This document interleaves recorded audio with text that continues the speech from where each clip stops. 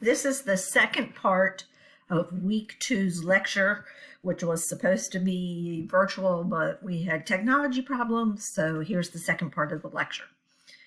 So the truths about customer service, these 4 things could not be more important. Learn them.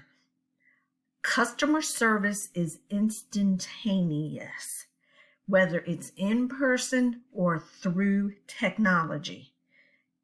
Everybody is going to see or hear or feel what you did in the moment. You rarely get a second chance to make a first impression, as I've said before.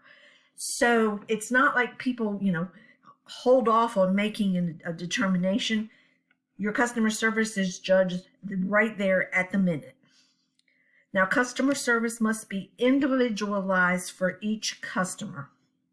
And I have out here to the side, reading a script is not acceptable. Have you ever gotten a phone call when somebody's trying to sell you something and you can tell they're reading a script? You can tell that everything they say somebody else has written and they're just reading off of a piece of paper. I hate it. Most people hate it. So even if you have to go over a few things and it has to be worded just so, don't read an entire script if you can help it. It must be individualized for each customer. I've used this example before, but my 87-year-old father has hearing aids. Even then, he's a little hard of hearing. So you have to raise your voice, and rather than kind of drone on, you may use shorter sentences, maybe not give him a bunch of technical information. You're going to individualize it to someone who's 87 years old, not 17 years old. So that's why customer service must be individualized. Different customers have different needs. Remember last week, week 1, we went over needs and wants. Same customers' needs and wants may change. Now there's 4 essential needs, right? Y'all remember this? But wants may change. The priority of the needs may change. So let's go back to McDonald's in a 5-star restaurant. What are your needs or wants? Let me back that up. What are your wants at McDonald's? You want your food to be hot. You want it to come out fast. You want the order to be correct. And that's really about it, right? You're not expecting a whole lot at McDonald's. Now, let's go to the 5-star restaurant. Same person. What are your wants and expectations and needs at a 5-star restaurant? You want it to be an experience. You want it to be something that you remember, right? You want, if you drop your napkin, somebody to be there to pick that napkin up and give you a clean one. You want someone to make food recommendations, make wine recommendations, someone to suggest, if you don't particularly care for something, they'll happily take it back and get you something that you want. You want maybe the chef to come out and even speak to you. You want a manager to stop by and make sure everything is okay. You don't want screaming children around. You don't want a playland like McDonald's, right? So I'm hoping that you can see that different customers have different needs, and the same customer may have different needs that change. The last thing, complete customer service requires teamwork and commitment to the same goal. So I've used this example for years. So if you are on the telephone doing customer service and you are judged and recorded and your raises are based on the length of your phone call, how fast can you get that customer off the phone? You're going to be different and handle that call differently than if you are judged by how well you fix the problem. And let's just be honest. What are you going to do if it's a complicated problem and you're judged on how fast you get somebody off the phone, you're going to transfer them to somebody else, right? Let's just be honest here. That person the customer may be transferred 3 or 4 times. That is different. And that is when you're measured on speed with customer service, that is not a commitment to the same goal. If you're measured on customer satisfaction, that is commitment to the same goal. Because maybe you do have to spend close to an hour with the customer. Who cares? Are they satisfied when they hang up the phone? Are you guaranteed not to get into trouble because you spent an hour with a customer? See, the way that you earn your raises and get recognition has a lot to say about the teamwork and the commitment that goes into customer service. And a lot of places are all about speed and efficiency. Now, if you've got a line and people are returning things, hurry it up, get them out the door. Well, I get it. I know that there's customers behind. How about hiring more employees to get that line down? Call in more employees, do something. But don't make the teamwork be about speed and not customer satisfaction. So let's talk about the 3 broad categories that really tick customers off. Value. I didn't get my money's worth. Okay? Now, that doesn't necessarily mean that people want the cheapest. And I want you all to understand this. If you've taken Business 110, you've heard me talk about value a lot. Value doesn't translate to price per se. Value means that you didn't get your money's worth. I use the example, it's no secret that I don't have children and I'm not necessarily a child person. So if I have a screaming 3-year-old in my car and I see a Dollar Tree, I'm going to stop at Dollar Tree and get well, they're not $1 anymore, they're $1.25, but I'm going to get a $1.25 toy to shut that child up until I get home. Is that toy going to last very long? Probably not. It's probably going to break the same day, but that child's out of my car and I don't have to listen to it anymore. Now, am I going to spend the $1.25 to get a toy like that for Christmas for my niece or my nephew? Probably not.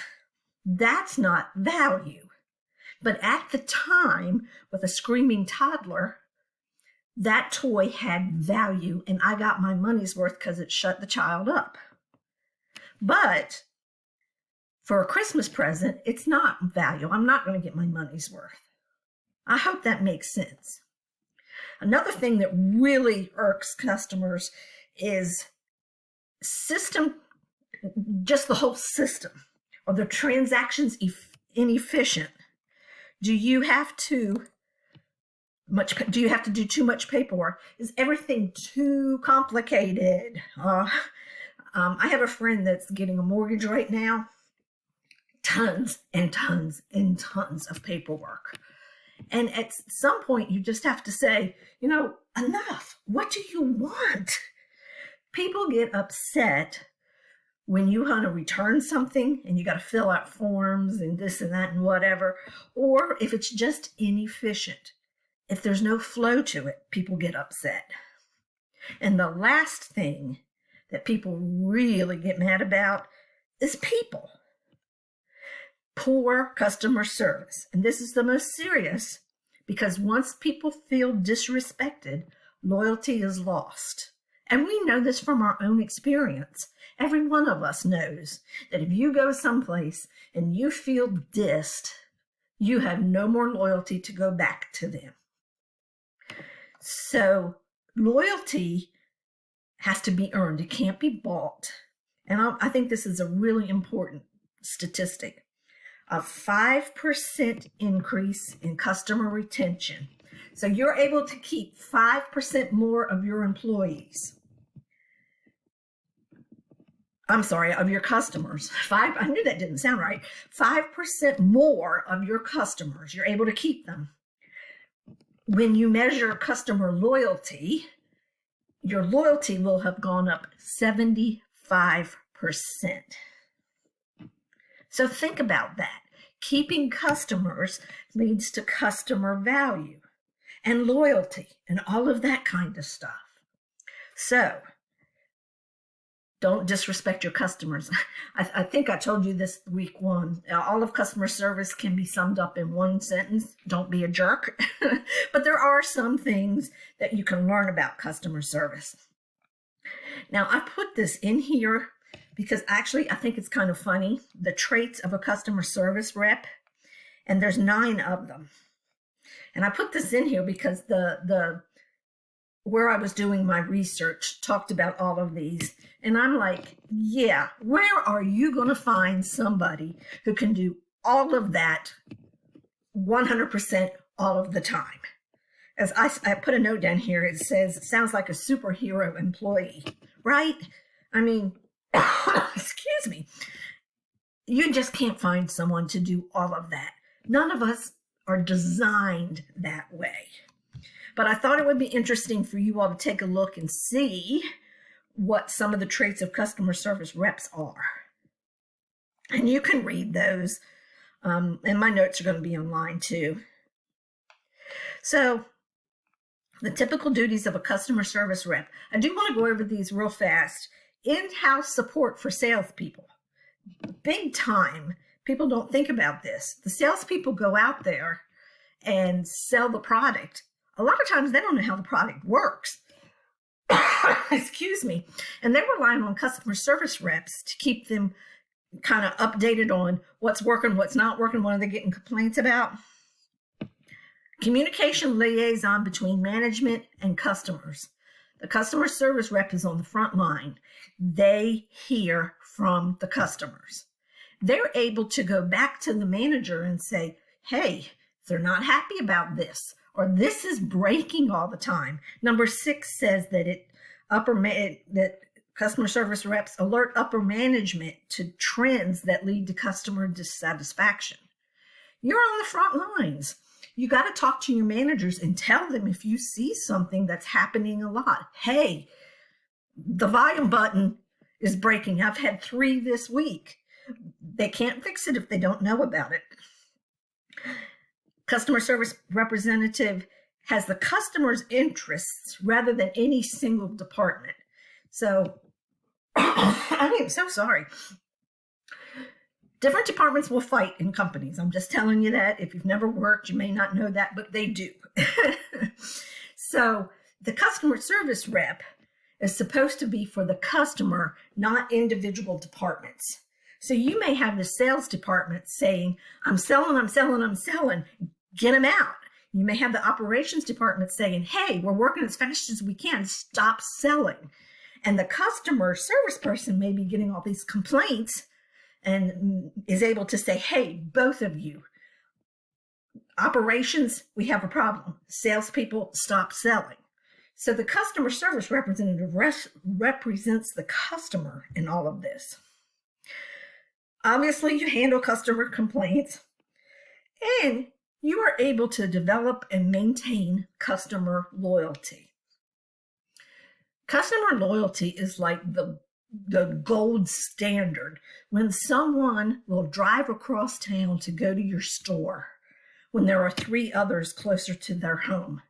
That is customer loyalty. How do you develop that?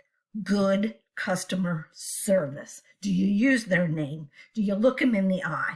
Do your customer service reps have several of the traits that are listed here? So those are some of the duties of a customer service rep that sometimes we don't think about. Things like reporting to upper management. So I just want you all to think about that and get a feel for what a good customer service rep does and the environment that they work in. Thanks.